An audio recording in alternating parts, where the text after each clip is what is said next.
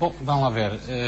Eu creio que nós temos dito, e julgo que o país todo tem dito, que face à dimensão da catástrofe que nós assistimos na Madeira, eram precisas medidas excepcionais. E medidas excepcionais, sobretudo do ponto de vista da solidariedade, do ponto de vista da ação imediata para, enfim, para atalhar as questões mais importantes e mais imediatas, mas sobretudo do ponto de vista financeiro para ajudar a reconstrução, quer das infraestruturas físicas, públicas, privadas, quer no sentido de reanimar a atividade económica que ficou completamente paralisada e que é preciso reativar. E, naturalmente, digamos, a dimensão da catástrofe atinge valores financeiros incompatíveis com qualquer situação normal de qualquer lei das finanças regionais. A lei das finanças regionais que nós aprovamos há cerca de um mês seguiu, salvo erro hoje, para a promulgação do Presidente da República. O Partido Socialista, e bem, desistiu de suscitar a sua constitucionalidade preventiva, muito bem, mas naturalmente, face à catástrofe, aqueles valores financeiros desta lei das finanças regionais são absolutamente irrisórios. E, portanto, nós, por exemplo, o PCP, nós anunciamos na passada quarta-feira, para o Orçamento de Estado que estamos em debate, enfim, em fase final do debate na especialidade, uma proposta que era um pouco inspirada naquela proposta que o Orçamento de Estado sucessivamente foi tendo ao longo de anos, a propósito depois nos anos posteriores ao sismo dos Açores na ilha do Faial, para a reconstrução das habitações, enfim, das infraestruturas. E o que é que nós propomos? No fundo, propomos que o Governo Regional e o Governo da República fixem as verbas necessárias. Nós não fixávamos, portanto, verbas, as verbas necessárias para a reconstrução, fixassem também por acordo e cooperação os montantes de crédito necessários para comparticipar nesta reconstrução global e, simultaneamente, propunhamos uma medida que não vi abordada hoje na conferência de imprensa, mas eu creio que possa estar, a renegociação com a União Europeia, não do Fundo de Solidariedade, é outra questão, mas dos níveis de comparticipação público à Madeira no âmbito do CREN. Nós sabemos que a Madeira saiu do Objetivo 1, portanto os níveis de comparticipação do CREN são inferiores àquelas que são para os Objetivos 1 e nós propunhamos exatamente, e propomos, na proposta que apresentamos em sede do Orçamento de Estado, que fosse renegociado os níveis de comparticipação para a Madeira no âmbito do CREN. Eu creio que, no fundo, isto corresponde, grosso modo, àquilo que foi hoje decidido ou anunciado. Naturalmente é preciso ver no particular e no pormenor. Teremos oportunidade de o verificar.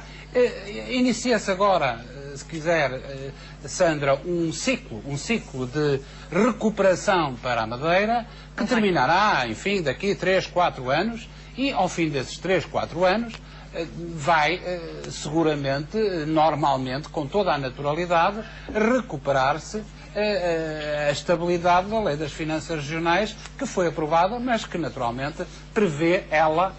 Nós aprovamos em circunstâncias normais, meios financeiros para situações normais e não para situações catastróficas. Eu creio que esta é uma... Deixa-me só dar uma nota final. Enfim, eu acho que foi uma forma simpática que o Partido Socialista encontrou, e bem, para deixar um pouco a tensão política que vínhamos assistindo, um pouco sem sentido e sem fundamento nos últimos tempos, logo na altura em que foi aprovada a Lei das Finanças. Nós, sobre esta matéria, temos mantido a mesma posição desde que foi aprovada um conjunto de audições na Comissão de Ética. Nós entendemos que a Comissão de Inquérito pode ser justificada e, naturalmente, iremos votar favoravelmente a sua constituição, mas a verdade é que suscita-nos algumas perguntas a posição do PSD, hoje não tanto a do Bloco, porque defendi esta posição desde há algum tempo, mas a mudança relativa da posição do PSD. De facto, há 2 ou 3 questões que se colocam aqui. Porquê é que se andou a perder tanto tempo? Porquê é que nós vamos, provavelmente, ser obrigados a repetir na comissão de inquérito algumas, certamente não todas, mas algumas das audições que já foram feitas na Comissão de Ética.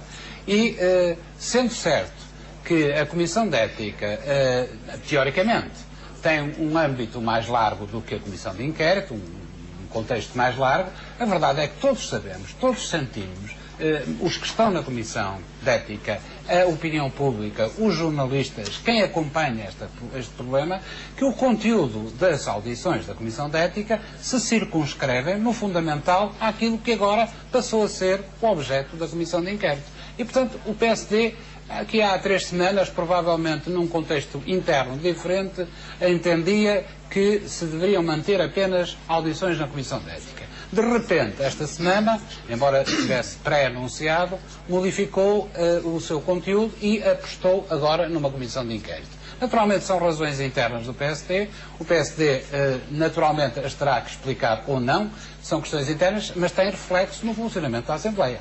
E nós o que podemos querer, podemos ter, e naturalmente nós todos temos que resolver um problema criado, porque vai ser objetivo, é a possibilidade de termos 2 comissões com conteúdos no fundamental e na essência semelhantes, objetos semelhantes, naturalmente com competências e atribuições diferentes, não esqueço, mas a tratar do mesmo assunto. Por um lado, a Comissão de Ética a fazer uma série de audições e, ao lado, a Comissão de Inquérito a promover, enfim, demais investigação sobre exatamente o mesmo tema. Eu acho que esta forma vai criar necessariamente alguma confusão na opinião pública, não vai ser uma fórmula, um método, uma forma, se quiser, passível de contribuir para um melhor esclarecimento da opinião pública, até para um melhor acompanhamento dos debates que lá se vão processar. Nós vamos ter, por exemplo, o José Eduardo Muniz, a Manuela Moura Guedes, o Henrique Granadeiro, que fazem parte da lista das pessoas que vão à Comissão de Ética e irão à Comissão de Ética e depois no dia seguinte vão à Comissão de Inquérito? Ou então a Comissão de Inquérito serve-se apenas do espólio da ata da Comissão de Ética? Ou então, terceira alternativa, estas 3 personalidades que eu referi vão diretamente já para a Comissão de Inquérito? Eu creio que está criado um imbróglio que resulta no fundamental da indefinição que o Partido Social Democrático teve ao longo destas semanas. No fundo, quem retirar a leitura de que se andou a perder tempo com as audições da Comissão de Ética, tira uma leitura com alguma sustentação e algum realismo.